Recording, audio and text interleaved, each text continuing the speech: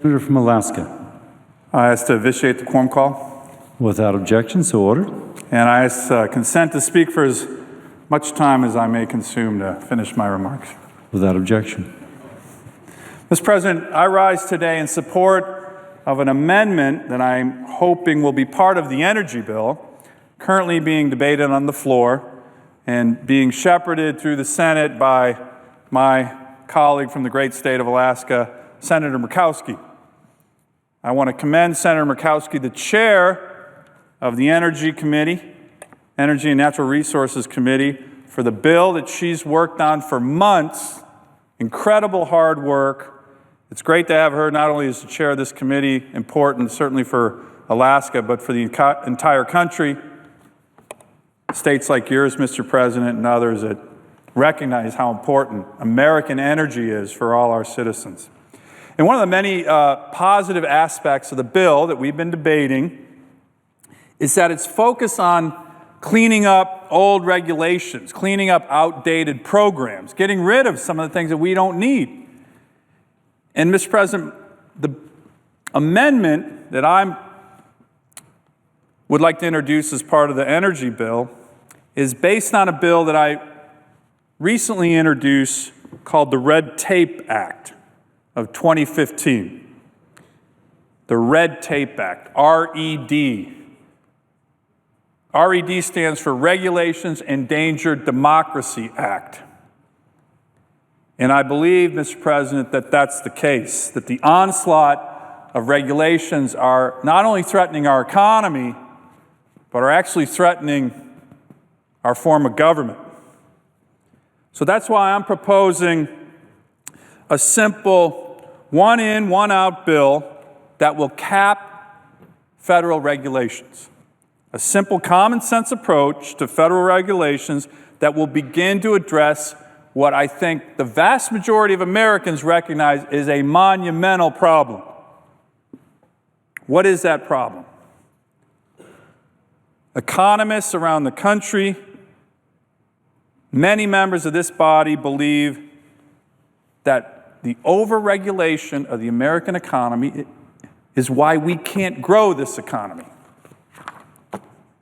And Mr. President, I think this is often looked at as a partisan issue. It is not a partisan issue. To the contrary, it is a consensus issue about the impacts of regulations on the American economy. Let me give you a couple examples. Here's how the economists put it in a 2012 cover story titled Overregulated America. The red tape, right here.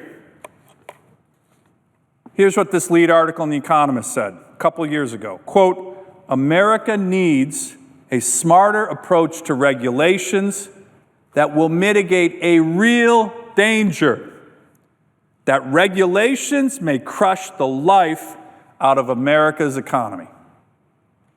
A real danger, The Economist, that regulations will crush the life out of the American economy. Mr. President, I think that's already happening.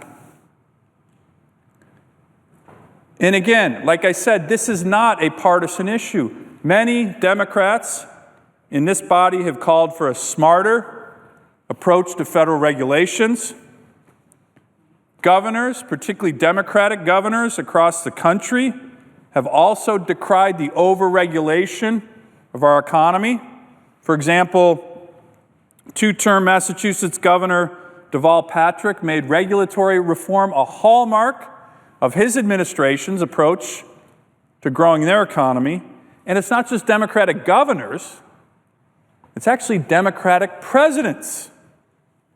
In 2011, Newsweek featured a cover story with President Clinton's face on the cover story at Newsweek about his ideas, his 14 ideas to grow the economy and create jobs. In the article, President Clinton lamented the long wait time for permit approvals for infrastructure projects throughout the country due to overregulation. And one of President Clinton's top recommendations to put hardworking Americans back to work was to speed up the regulatory approval process, grant states waivers on burdensome federal environmental rules, to hasten the time that construction projects can begin and real hardworking Americans can work. And even President Obama, in his recent State of the Union address, focused on regulations. The President of the United States said, and I quote, "I think there are outdated regulations that need to be changed. There is red tape that needs to be cut," unquote. President Obama stated this just a few weeks ago. As a matter of fact, it was the biggest applause line of the entire evening. Democrats and Republicans roared at this. The president recognized what red tape is doing to this great economy. So I took the liberty to write the president after his State of the Union address. Commended him for his focus on regulations and asked him to get his administration to back my Red Tape Act and to follow through on his promise to reach across the aisle for good ideas to grow the economy. And this is one that would strengthen our economy, create jobs for hardworking middle-class Americans, union workers, and paved the path for what we haven't seen in over 7 years. No, over a decade, Mr. President, a private sector that's thriving. That's the heart of the American dream. Before I get into the details, let me spend a few minutes on the economy and why I believe we must pass this amendment. Our debt is approaching $20 trillion. The national debt of the United States has increased more under President Obama's two terms, than it has under all previous administrations in U.S. history. And one of the reasons is, of course, we're spending too much. But, Mr. President, I believe the biggest reason is because we cannot grow this economy. The U.S. average economic growth rate for almost our entire history as a country, from 1790 to 2014, has averaged about 3.7% GDP growth. That's real American growth. 200 plus years. Ups and downs, but that's been the average. About 4% GDP growth. This is what's made us great as a nation. The Obama administration's average GDP growth has been about 1.5%. Dramatically less than the traditional levels of American growth that we need. As a matter of fact, officially, this recovery has been the weakest in over 70 years.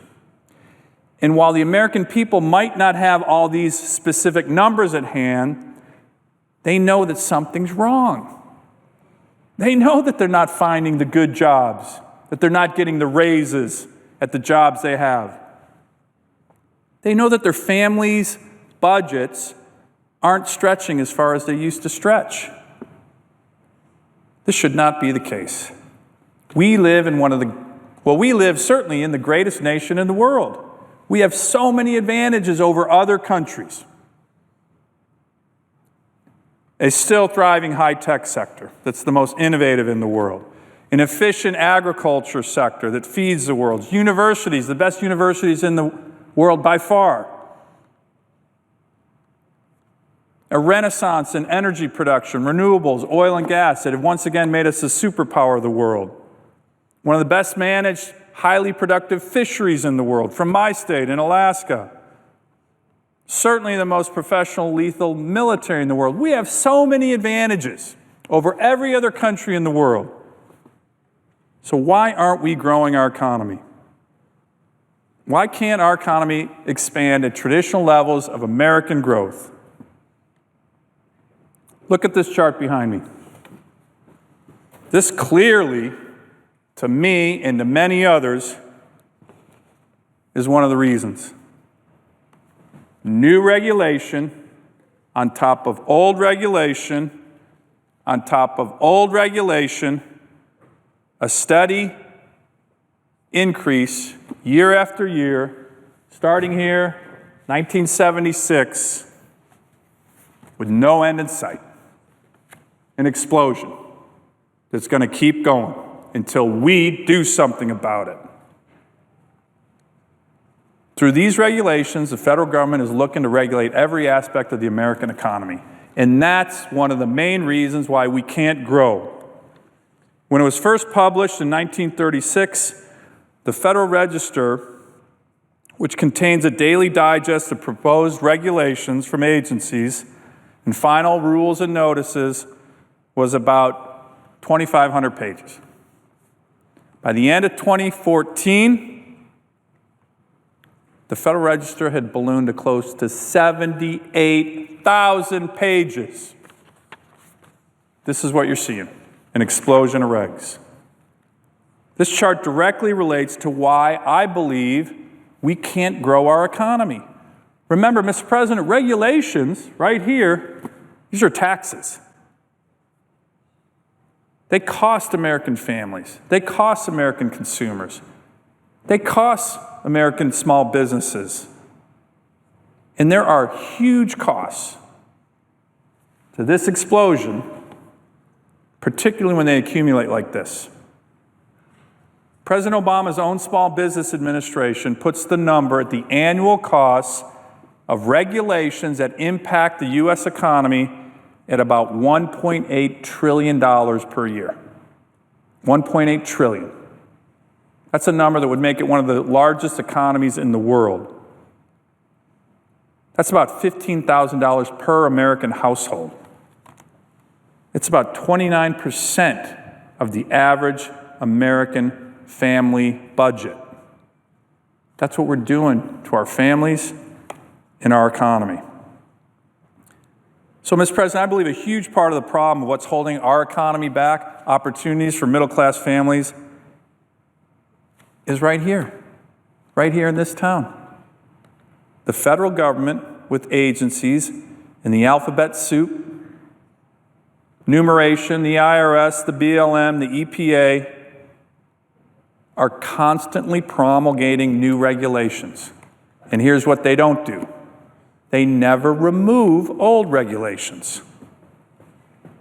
So from across the country, whether it's Alaska, whether it's Maine, our businesses, our citizens,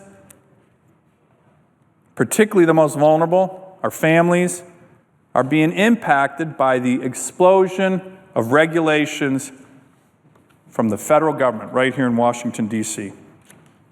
Let me just give you a few examples, Mr. President. On the North Slope of Alaska, they can't get small portable incinerators that comply with upcoming EPA regulations.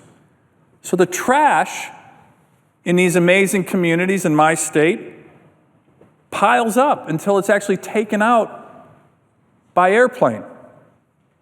Now this is polar bear country. This is dangerous. Trash everywhere. It's certainly harmful to the environment because regs don't allow incinerators. Because of the federal roadless rule in Southeast Alaska, we can't even build new alternative energy plants for the citizens of my state who desperately need energy, because we pay some of the highest costs of any state in the country with regard to energy. And nationally, bridges are crumbling, and we can't get them built in large part because of the overburdensome federal regulations.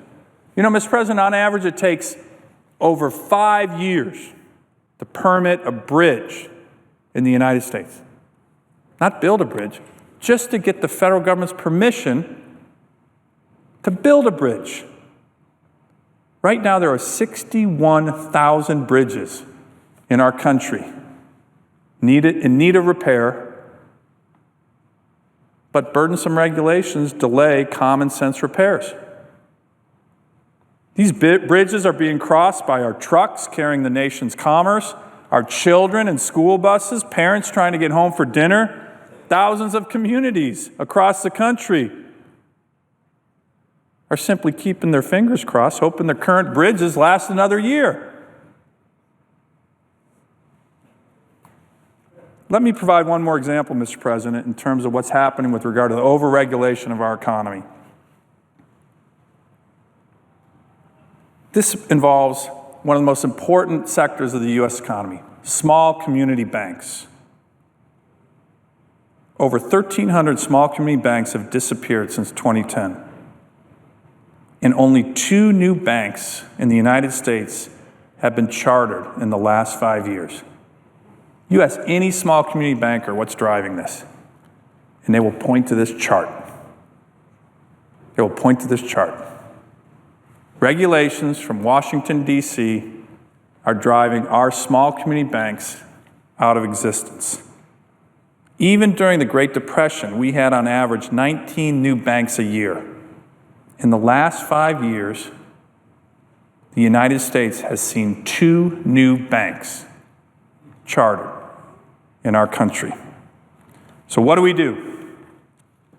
Well, Mr. President, the good news is many colleagues in the Senate on both sides of the aisle have offered suggestions and introduced bills to stop the red tape, to stop this trajectory of federal regulations from strangling our economy and our future. But we need something that's simple, and something that hardworking Americans understand, and something that is bold to take on this challenge. I believe that the amendment that I'm offering to the energy bill, the Red Tape Act, is both simple and bold enough to take on this challenge. It's only 5 pages long, Mr. President. Using a simple one-in, one-out method, it caps federal regulations. New regulations that cause a financial or administrative burden on the economy, on hardworking Americans, on middle-class families, on union workers, would need to be offset by repealing an existing regulation. Simple. You issue a new reg, you repeal an old reg. People understand that, and it makes sense. Mr. President, this is not a radical idea. This is not some kind of poison pill that we want to attach to the energy bill, because I think that's a good bill. It's an idea that's gaining consensus, not only throughout the country, but throughout the world. Other countries have actually taken up this idea to fix their regulatory problems as well. In Canada, they recently put an administrative fix to their regulations. There was one in, one out.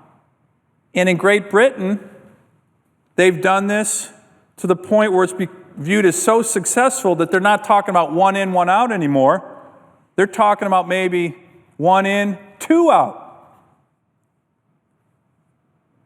So I think this is an idea that both parties of the Senate, members from both sides of the aisle, can get behind.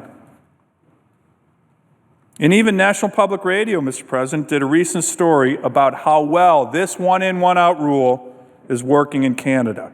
It's freed up hundreds of thousands of hours of paperwork for small businesses in particular. Even the Canadian socialists have backed this idea. So I certainly hope Senator Sanders is listening, and I hope I can get his and other members of this body's support for this amendment.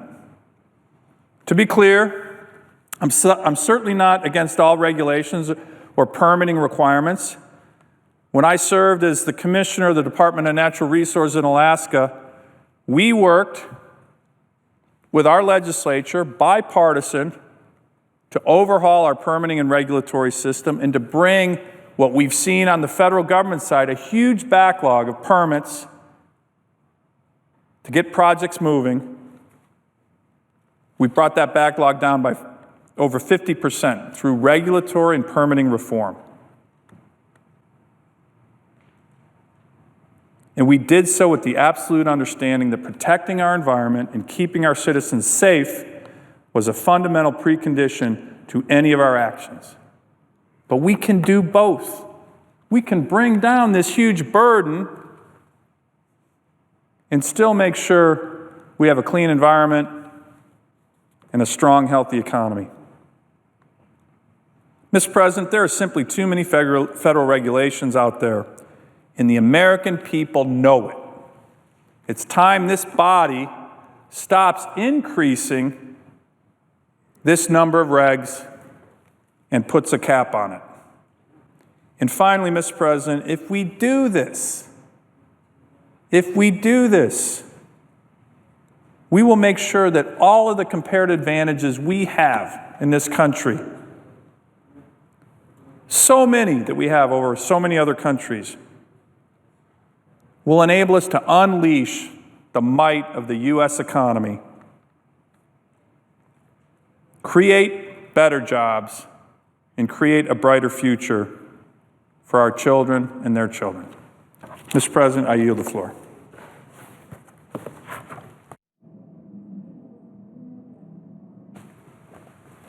Mr. President, I note the absence of a quorum.